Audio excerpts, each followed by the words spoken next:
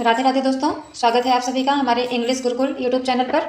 और पिछले वीडियो में हम विलियम शेक्सपियर का प्ले जो कि ट्रेजेडी है, ओथेलो का act first and act second पढ़ चुके हैं। और इस वीडियो में आइए हम पढ़ते हैं act third, fourth and fifth, जो कि पिछला आपको समझ में आ गया होगा, ये भी आपको समझ में आ जाएगा ज़रूर, मेरी गारंटी है। आप देखिए इस वीडियो को, और हिंदी में पूरा एक्सप्लेनेशन मैं इसका कर रही हूँ। ठीक है, तैयार है? तैयार है, ठीक है। ये देखते हैं एक्ट थर्ड स्टार्ट करते हैं। कैसियो इयागो, थोड़ा एरर हो गया है, ये इयागो है।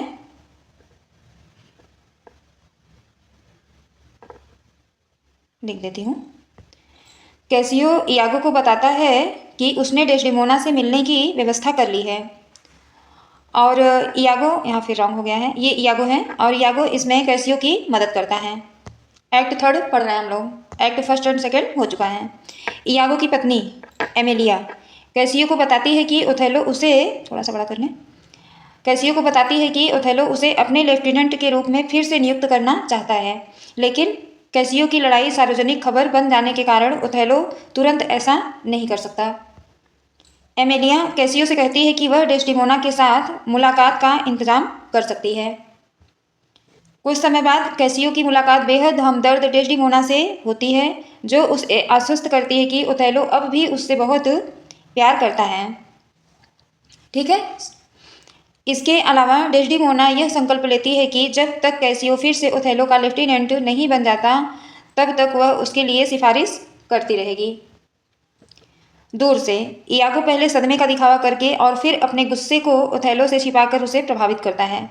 सारी जाल रची हुई किसकी है? इयागो की, जो इस प्ले का एंटागोनिस्ट है।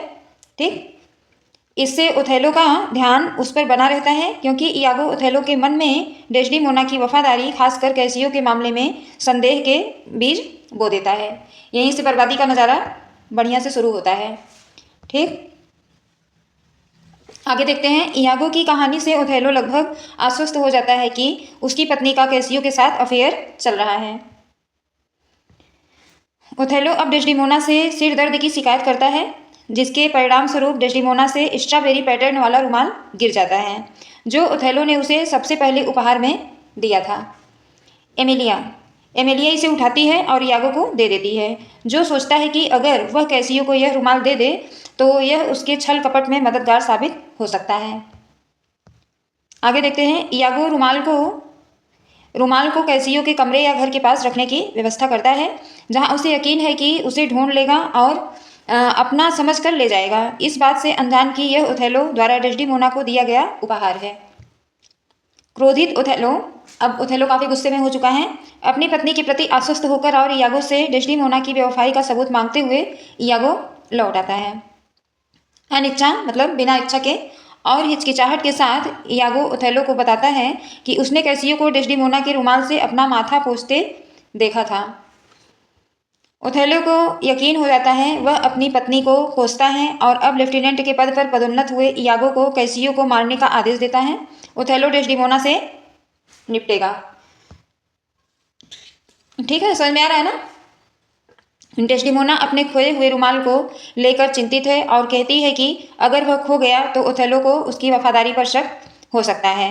जब एमेलिया से डेस्डिमोना के खोए हुए रुमाल के बारे में पूछा जाता है तो वह झूठ बोलती है और उस रुमाल को देखने से इनकार करती है, जिसे उसने उठाकर इयागो को दिया था। कौन?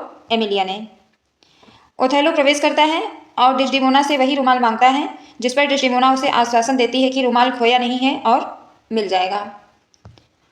डेस्डिमोना अब कैसियो के बारे में बात करने की कोशिश करती है, लेकिन ओथेलो लगातार इस बात पर जोर देता है कि रुमाल उसके लिए कितना महत्वपूर्ण है, जिसके कारण ओथेलो गुस्से में आकर अपनी पत्नी को वहां से चले जाने का आदेश दे देता है। समझ में आ रहा है आप लोगों को? समझ में आएगा अच्छे से, क्योंकि मैं हिंदी में एक बार समझा रही हूँ, क्योंकि इंग्लिश में तो बहुत सारे लोग पढ़ाए हुए हैं ओथेलो। एक बार आप अच्छे से समझ जाएंगे हिंदी में तो कोई भी क्वेश्चन आपका इस प्ले से छूटेगा नहीं, ये मेरी गारंटी है।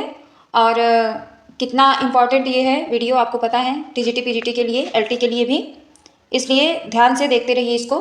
पूरा वीडियो आप एक बार और देख लेंगे या तो एक ही बार में आपको समझ में आ जाएगा, ये गारंटी है मेरी, पक्का समझ में आ जाएगा। कैसियो आता है और डेस्डिमोना उसे बताती है कि उसकी मदद करने की कोशिशें कामयाब नहीं हो रही है।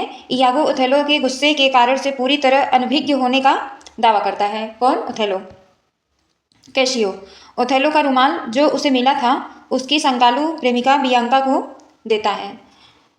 ठीक है, इसकी जो प्रेमिका है बियांका, किसकी? कैसियो की। ये भी संकालू है, शक करती है बहुत ज़्यादा, जो अनिच्छा से उसके लिए उस पर बने पैटर्न जैसे स्ट्रॉबेरी आकृति या डिज़ाइन की नकल करना शुरू कर देती है। एक्ट थर्ड यहाँ पर समाप्त होता है। अब आते हैं एक्ट 4 में। एक्ट 4 में क्या होता है? डेस्डिमोना की कथित मीन्स अविश्वास को लेकर ओथेलो के अविश्वास और क्रोध को इयागो पहले तो यह कहकर और फिर यह कहकर भड़का देता है कि डेस्डिमोना का कैसियो के साथ बिस्तर साझा करना कोई बड़ी बात नहीं है, जबकि इयागो अच्छी तरह जानता है कि इस भावनात्मक उपहार को देना ओथेलो के लिए कितना दुखदायी है। कितना घटिया विलन है ये, इतना बेवजह का इतना जाल रच रहा है बेचारी के साथ, डेस्डिमोना के साथ। उसकी कोई गलती नहीं है, कोई कसूर नहीं है, लेकिन देखिए कैसे अभी बताएंगे इस कहानी से सीख भी मिलती है बहुत अच्छी। इसके बाद इयागो ओथेलो को सुझाव देता है कि कैसियो डेस्डिमोना पर अपनी विजय के बारे में दूसरों को बता देगा या सीखी बहारेगा, और फिर ओथेलो को बताता है कि कैसियो ने उससे डींग मारी थी कि उसने वास्तव में डेस्डिमोना के साथ शारीरिक संबंध बनाए थे। बाद में कैसियो से मुलाकात के दौरान इयागो चालाकी से कैसियो की प्रेमिका बियांका के बारे में उससे बात करता है। कैसियो की हर मुस्कान और हर हाव भाव छिपे हुए ओथेलो को क्रोधित कर देता है, जो सोचता है कि कैसियो डेस्डिमोना मीन्स ओथेलो की जो पत्नी है। आप इस स्टोरी को पढ़ने में इतनी बार इसके जितने भी मेन कैरेक्टर्स हैं, जितने भी कैरेक्टर्स हैं, आपको कैरेक्टर्स अच्छे से दिमाग में बैठ जाएंगे, याद हो जाएंगे, क्योंकि कई बार नाम आ रहा है। कैरेक्टर से तो कोई सवाल पूछे गए तो आप भूलेंगे नहीं, और उसके बाद स्टोरी तो आप समझ ही जाएंगे। के साथ सोने के बारे में बात कर रहा है। इसके बाद बियांका जो कैसियो की प्रेमिका है, लवर है, आती है और गुस्से में कैसियो द्वारा दिया गया रुमाल वापस कर देती है। इससे ओथेलो क्रोधित हो जाता है, क्योंकि जैसा कि इयागो कहता है, कैसियो ने न केवल ओथेलो की पत्नी से उसका रुमाल लिया, बल्कि उसे अपनी वेश्या मीन्स बियांका उसकी जो है प्रेमिका को इस तरह दे दिया जैसे वह बेकार हो। ओथेलो ने इयागो के सुझाव पर डेस्डिमोना का गला घोंटकर उसकी हत्या करने का फैसला किया। इयागो ने कैसियो को मारने की कसम खाई। कौन? इयागो, जो इस प्ले का एंटागोनिस्ट है, और अब तक का क्या जितना भी विलियम शेक्सपियर ने प्ले लिखा है, सारे प्ले में जितने भी एंटागोनिस्ट हैं उसमें सबसे खतरनाक यही है, जिसका नाम है इयागो। ये भी क्वेश्चन में आ सकता है, इसलिए आपको बार बार हम बता रहे हैं। लोडोविको आता है और घोषणा करता है कि ओथेलो घर लौट रहा है और कैसियो साइप्रस का अगला गवर्नर होगा। कैसियो के लिए डेस्डिमोना की खुशी ओथेलो को क्रोधित कर देती है, जिससे लोडोविको और ओथेलो यह सोचने लगते हैं कि ओथेलो उससे कितना प्यार करता है। आगे देखते हैं। लगता है सब कुछ बदल गया है और बेचारी डेस्डिमोना यह सोचने पर मजबूर हो गई है कि उसने अपने सच्चे प्रेमी को कैसे नाराज कर दिया। ओथेलो एमेलिया से पूछता है कि क्या डेस्डिमोना ने उसके साथ बेवफाई की थी। अब ओथेलो एमेलिया से पूछ रहा है। एमिलिया के जवाबों से यह संकेत मिलता है कि डेस्डिमोना और कैसियो के बीच कुछ भी नहीं हुआ है, जिससे ओथेलो चिढ़ जाता है और उसकी बातों को एक साधारण महिला की बातें कहकर रिजेक्ट कर देता है, खारिज कर देता है, नहीं मानता उसकी बातों को। ओथेलो डेस्डिमोना से मिलता है और अपने पति के गुस्से से वह और भी ज़्यादा परेशान हो जाती है, एक ऐसा गुस्सा जिसे वह समझ नहीं पाती है। कौन? डेस्डिमोना। अंततः लास्ट में क्या होता है कि ओथेलो ने डेस्डिमोना को बताया कि उसकी बेवफाई ही उसके क्रोध का कारण है, जबकि उस बेचारी को कुछ भी पता नहीं है, डेस्डिमोना कुछ ऐसा नहीं की है, उसके साथ बेवफाई नहीं की है। लेकिन इयागो को क्या मिल रहा है, उसको बदला लेना था तो कोई और जरिया ढूंढा होता, इतना बेचारी के साथ गलत किया ये। डेस्डिमोना अपनी निर्दोषता का दावा करती रही, लेकिन उसकी बात अनसुनी कर दी गई। वो बहुत अपनी सफाई देती रही कि नहीं ऐसा कुछ नहीं है, मैं कुछ नहीं की हूँ, मुझे कुछ नहीं पता है, लेकिन वो मतलब फेल हो गई। एमेलिया और डेस्डिमोना ओथेलो के अजीब व्यवहार पर चर्चा करती हैं। कौन? एमेलिया और डेस्डिमोना दोनों आपस में चर्चा करती हैं किसके? ओथेलो के व्यवहार पर। एमेलिया को पूरा यकीन है कि किसी दुष्ट व्यक्ति ने ओथेलो को बहका कर यह विश्वास दिला दिया है कि डेस्डिमोना बेवफा रही है, जबकि उसे यह एहसास नहीं है कि यह दुष्ट व्यक्ति उसका अपना पति ओथेलो ही है। हमें पता चलता है कि इयागो, यहाँ फिर थोड़ा मिसिंग हो गया है, इयागो है रोड्रिगो द्वारा डेस्डिमोना को भेजे गए उपहारों को अपनी जेब में रख रहा था जो कभी डेस्टिमोना तक नहीं पहुँचे। रोडेरिगो को इस बात का पता चलने के डर से इयागो उससे कहता है कि कैसियो को मरना होगा, क्योंकि किसी भी पुरुष की मृत्यु से इयागो को लाभ होता है। सबका नुकसान कर रहा है बंदा। लोडोविको ओथेलो को शांत करने की कोशिश करता है। कौन? लोडोविको ने ओथेलो को शांत करने की कोशिश करता है। ओथेलो डेस्डिमोना को बाद में उसका इंतजार करने के लिए बिस्तर पर जाने का आदेश देता है और डेस्डिमोना ओथेलो के प्रति प्रेम के कारण आज्ञा का पालन करती है। डेस्डिमोना बहुत प्यार करती है ओथेलो से, इसलिए उसकी सारी बातों को वो मानती चली जाती है, क्योंकि वो कोई गलती ही नहीं की है।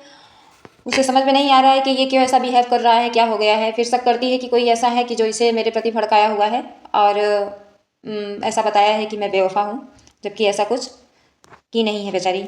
एमिलिया देखती है कि ओथेलो अब काफ़ी शांत है और डेस्डिमोना से कहती है कि उसकी इच्छा के अनुसार उसके बिस्तर पर उसकी शादी की चादरें बिछा दी गई हैं।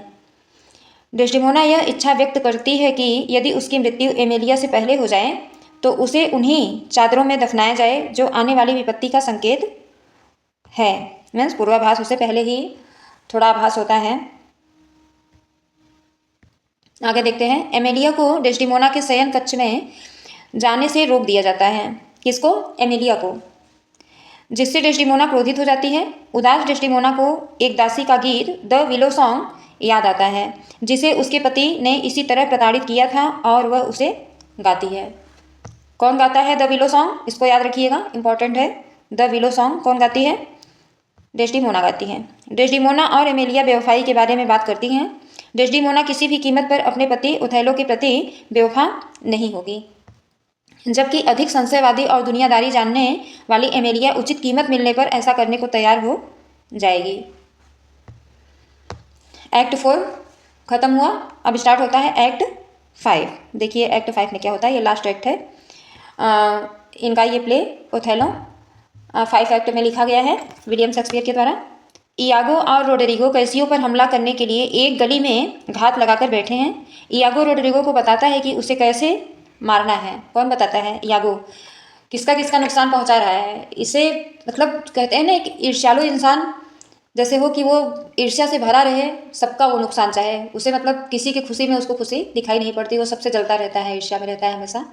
सेम वही है इयागो, इससे किसी की खुशी नहीं देखी जा रही, सबको बर्बाद करना है इसे। बदला ले रहा है तो सिर्फ कम से कम ओथेलो से लेता है, लेकिन सबको बर्बाद कर रहा है।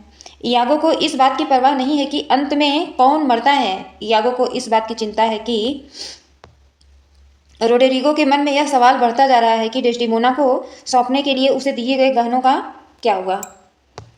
रोडेरिगो ने कैसियो पर हमला किया, लेकिन कैसियो ने ही रोडेरिगो को घायल कर दिया।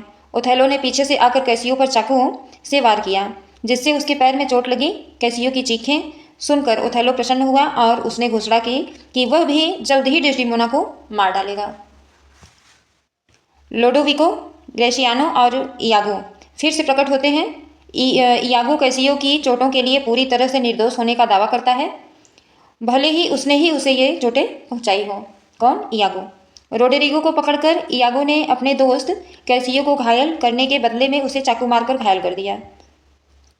ग्रेशियानो और लोडोविको कैसियो के घाव की देखभाल करते हैं। कैसियो की प्रेमिका बियांका आती है और लोगों को चतुराई से कैसियो की चोटों का संदेह उसकी निर्दोष प्रेमिका पर डाल देता है। क्या होता है? उसकी निर्दोष प्रेमिका के ऊपर सारी कमी, सारी दोष उनके ऊपर डाल दिया जाता है, जिससे लोगों का संदेह कम हो जाता है। थोड़ा एरर हुआ है, ये लोगों है।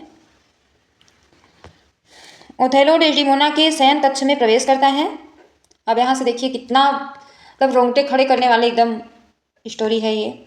ओथेलो डेस्डिमोना के शयन कक्ष में प्रवेश करता है और खुद को यह समझाने की कोशिश करता है कि वह उसे उसके भले के लिए मार रहा है। वह अपनी सोई हुई पत्नी को आखिरी बार चूमता है। डेस्डिमोना जाग जाती है, लेकिन ओथेलो फिर भी उसे मार डालता है और उससे कहता है कि वह प्रार्थना करे ताकि मरते समय उसकी आत्मा न मरे। डेस्डिमोना फिर पूछती है कि उसने क्या गलती की है। ओथेलो उसे बताता है कि उसने कैसियो को उसका रुमाल दिया था, जिसका मतलब है कि वह सोचता है कि उसका कैसियो के साथ अफेयर था। डेस्डिमोना अपनी बेगुनाही साबित करने की गुहार लगाती है और ओथेलो से कहती है कि वह कैसियो को लाए ताकि यह साबित हो सके कि उसने अपना रुमाल किसी को नहीं दिया था। ओथेलो कहता है कि उसने अपना जुर्म कबूल कर लिया है और वह मर चुका है। डेस्डिमोना के डर और हैरानी को देखकर ओथेलो को यकीन हो जाता है कि डेस्डिमोना को उससे प्यार है, जबकि ऐसा नहीं है। ओथेलो ने डेस्डिमोना की हत्या कर दी, मार डालता है। बाहर दरवाजे पर जोर जोर से दस्तक देने के बावजूद एमेलिया इसे रोक नहीं पाती। बाद में एमेलिया को अंदर आने दिया जाता है, जिससे पता चलता है कि इयागो ने रोड्रिगो को मार डाला है और डेस्डिमोना, जिसे मृत समझा जा रहा था, अपनी अंतिम सांसें लेती है, लेकिन वफादारी से यह नहीं कहती कि ओथेलो ने उसे मारा है। देख लीजिए कितना कितना प्यार करती है वो कि मार दिया है, उसके बावजूद अपने पति के प्रति, अपने हस्बैंड को ये नहीं कहती कि मुझे ओथेलो ने ही मारा है, बताती नहीं है बेचारी। ओथेलो एमेलिया को बताता है कि उसने उसे मार डाला है। ओथेलो खुद बताता है एमेलिया को। ओथेलो के बार बार मना करने के बावजूद एमेलिया रुमाल के बारे में सच बता देती है। उसे वह रुमाल मिला था और उसने उसे ओथेलो को दे दिया था। ओथेलो अब मुसीबत में फंस जाता है। अपनी पत्नी एमेलिया को चाकू मारता है और भाग जाता है। एमेलिया की मृत्यु विलो सॉन्ग गाते हुए हो जाती है। एमेलिया की मृत्यु कैसे होती है? विलो सॉन्ग गाते हुए। इससे पहले वह ओथेलो की अपनी प्यारी पत्नी की हत्या करने के लिए आलोचना करती है। उसकी आलोचना करती है कि मतलब बेवजह ही उसकी हत्या कर दिए। लोडोविको, मोंटेनो, कैसियो और अब बंदी बनाया गया कैदी इयागो जल्द ही प्रकट होते हैं, सामने आते हैं। ओथेलो इयागो पर वार करता है, लेकिन उसे मारने से पहले उसकी तलवार छीन लेता है। लोडोविको इस बात से निराश है कि इतना सम्मानित व्यक्ति ओथेलो एक गुलाम की तरह व्यवहार करने लगा है। ओथेलो यह तर्क देने की कोशिश करता है कि अपनी पत्नी की हत्या करना एक नेक कार्य था, अच्छा काम था, लेकिन उसकी बात अनसुनी कर दी जाती है। लोडोविको को पता चलता है कि ओथेलो और इयागो ने कैसियो की हत्या की साजिश रची थी।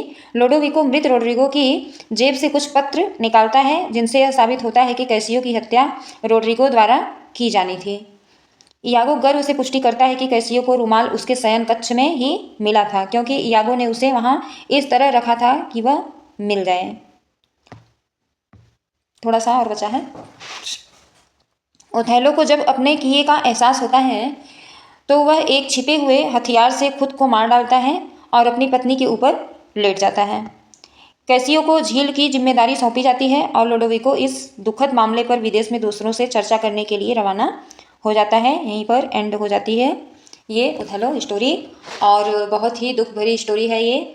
लास्ट में ट्रेजेडी में क्या होता है? ट्रेजेडी में यही होता है ना कि जो हीरो हीरोइन होते हैं, प्रोटागोनिस्ट जो होते हैं, जो मेन कैरेक्टर होते हैं, वो मारे जाते हैं। और विलियम शेक्सपियर ने इसको लिखा था। ये मेरा कंप्लीट हुआ पूरा 5 एक्ट, और आपको अच्छे से समझ में आ गया होगा। आगे भी मैं और जो प्ले बचे हैं वो सारे मैं लाती रहूँगी बारी की बारी। आप बने रहिएगा चैनल पर और सब्सक्राइब कर लीजिएगा, ठीक है। Thanks for watching.